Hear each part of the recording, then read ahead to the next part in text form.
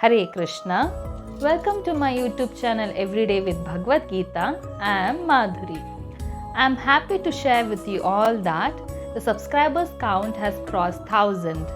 I thank you all for subscribing to my channel. Those who have not yet subscribed to my channel, please do subscribe to my channel and encourage me.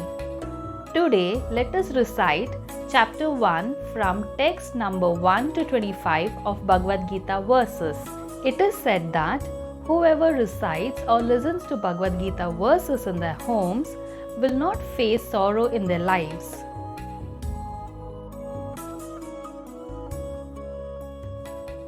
नमो ओम विष्णुपादाय कृष्णभ्रष्टाय भूतले श्रीमते भक्तिवेदांत स्वामिन इति नामिने नमस्ते सारस्वते देवे गौरवाणी प्रचारिणे निर्विशेष शून्यवादी पाश्चात्य देशतारिणे जय श्री कृष्ण चैतन्य प्रभु नित्यानंदा श्री अद्वैत गदाधार श्रीवासादि गौर भक्तवृंदा हरे कृष्णा कृष्णा कृष्णा हरे हरे हरे रामा राम राम हरे हरे. जय श्रील प्रभुपाद.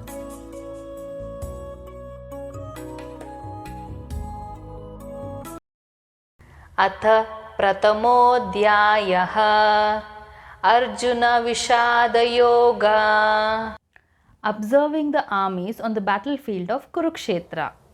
धृतराष्ट्र उवाच धर्मक्षेत्रे कुरुक्षेत्रे समवेताः युयुत्सवः मामकाः पाण्डवाश्चैव किमकुर्वत संजय.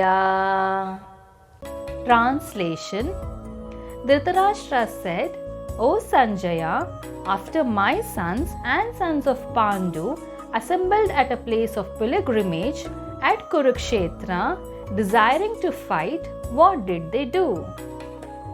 Sanjaya uvacha दृष्ट्वा तु पाण्डवानीकं योढं दुर्योधनस्तदा आचार्यम् उपसंगम्य राजा वचनमब्रवीत्. Translation. Sanjaya said, O king, after looking over the army arranged in a military formation by the sons of Pandu, King Duryodhana went to his teacher and spoke the following words. Pashyetam Panduputranam Acharya Mahatim Chamum Yodham Drupadaputrena Tava Shishyena Dhimata. Translation. O my teacher, behold the great army of sons of Pandu, so expertly arranged by your intelligent disciple, the son of Drupada. Atra shura maheshvasa Bhimarjuna samayudhi Yuyudhanu viratascha Drupadascha maharataha. Translation. Here in this army are many heroic bowmen, equal in fighting to Bhima and Arjuna, great fighters like Yuyudhana, Virata and Drupada. Drishtaketuhu Chekitanaha Kashirajascha Viryavan Purujit Kuntibojascha Shaibhyascha Narapungavaha. Translation. There are also great, heroic, powerful fighters like Drishtaketu, Chekitana, Kashiraja, Purujit, Kuntiboja and Shaibya. Yudhamanyuscha Vikranta Uttamaujascha Viryavan Saubhadro Draupadeyascha Sarva eva maharataha. Translation. There are the mighty Yudhamanyu, the very powerful Uttamauja, the son of Subhadra, and the sons of Draupadi. All these warriors are great chariot fighters. Asmakam tu vishishtaye tan niboda dvijottama nayaka mama sainyasya samyartham tan bravimite. Translation: But for your information, O best of Brahmanas, let me tell you about the captains who are especially qualified to lead my military force. Bhavan Bhishmascha Karnascha Kripascha Samitim Jayaha Ashwathama Vikarnascha Saumadhattistathaivacha. Translation: There are personalities like you, Bhishma, Karna, Kripa, Ashwathama, Vikarna, the son of Somadatta called Bhurishrava, who are always victorious in battle. Anye cha bahava shuraha madarte tyakta jivitaha nana shastra praharanaha sarve yuddha visharadaha. Translation: There are many other heroes who are prepared to lay down their lives for my sake. All of them are well equipped with different kinds of weapons, and all are experienced in military science. Aparyaptam tadasmakam balam bhishmabhirakshitam paryaptam tvidame balam bhimabhirakshitam. Translation: Our strength is immeasurable and we are perfectly protected by grandfather Bhishma, whereas the strength of Pandavas, carefully protected by Bhima, is limited. Ayaneshu cha sarveshu yatha bhagam avastitaha bhishmamevabhirakshantu bhavantaha sarvayevahi. Translation: All of you must now give full support to grandfather Bhishma as you stand at your respective strategic points of entrance into the phalanx of the army. Tasya sanjanayan harsham kuru vriddaha pitamahaha simhanadam vinadyochaihi shankam datmau pratapavan. Translation: Then Bhishma, the great valiant grandsire of Kuru dynasty, the grandfather of the fighters, blew his conch shell very loudly, making a sound like a roar of a lion, giving Duryodhana joy. Tata shankascha bhairyascha panavanaka gomukaha sahasaivabyahanyanta sashabdaha tumlo bhavat. Translation: After that the conch shells, drums, bugles, trumpets and horns were all suddenly sounded. The combined sound was tumultuous.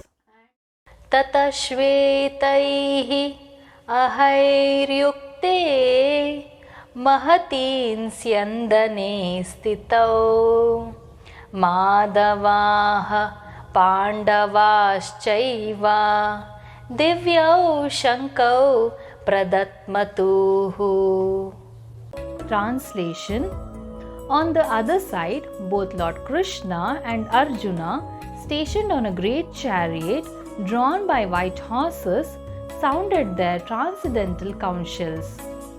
Panchajanyam Rishikesho Devadattam Dhananjayaha पौण्ड्रं दत्मौ महाशङ्कं भीमकर्मा वृकोदरः. Translation: Lord Krishna blew his council called Panchajanya, Arjuna blew his the Devadatta, and Bhima, the voracious eater and performer of Herculean task, blew his terrific council called Poundra. Ananta Vijayam Raja Kunti Putro Yudhishthiraha Nakulaha Sahadevascha Sughosha Manipushpakau Kashyascha Parameshwasah Shikande cha Maharatah Drishtadyumno Viratascha Satyakischa Parajitah. Drupado Draupadeyascha Sarvashah Prithvipate Saubhadrascha Mahabahuhu Shankan Datmahu Pritak Pritak. Translation: King Yudhishthira, the son of Kunti, blew his council, the Ananta Vijaya, and Nakula and Sahadeva blew there the Sughosha and Manipushpaka. That great archer, the king of Kashi, the great fighter Shikandi, Drishtadyumna, Virata, the unconquerable Satyaki, Drupada, the sons of Draupadi, and the others, O king, such as the mighty armed son of Subhadra, all blew their respective councils. Saghosho dhartarashtraणां hridayani vyadharayat nabhascha prithvim chaiva tumalobhyanunadayan. Translation: The blowing of these different councils became uproarious, vibrating both in the sky and on the earth. It shattered the hearts of the sons of Dhritarashtra. Atha vyavasthitan drishtva dhartarashtran kapidvajah pravritte shastra sampate dhanurudyamya pandavah ऋषिकेशं तदा वाक्यम idam maha mahipate. Translation: At that time, Arjuna, the son of Pandu, seated in a chariot, bearing a flag marked with Hanuman, took up his bow, prepared to shoot his arrows. O king, after looking at the sons of Dhritarashtra, drawn in a military array, Arjuna then spoke to Lord Krishna these words. Arjuna uvacha senayorubhayor madhye ratham sthapaya me achyuta yavadeta niriksheham yodhukaman avasthitan kairmaya sahayoddhavyam asmin ranasamudhyame. Translation: Arjuna said, O infallible one, please draw my chariot between the two armies so that I may see those who are present here who desire to fight and with whom I must contend in this great trial of arms. Yotsyamana